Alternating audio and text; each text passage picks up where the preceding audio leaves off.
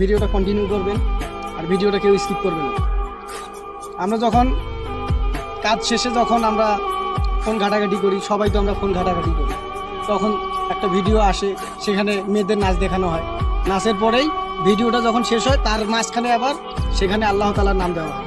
সেখানে বলা হয় যে আল্লাহকে ভালোবাসে তারা একটা লাইক করেন, কমেন্ট করেন, নবীকে ভালোবাসলে একটা শেয়ার করেন।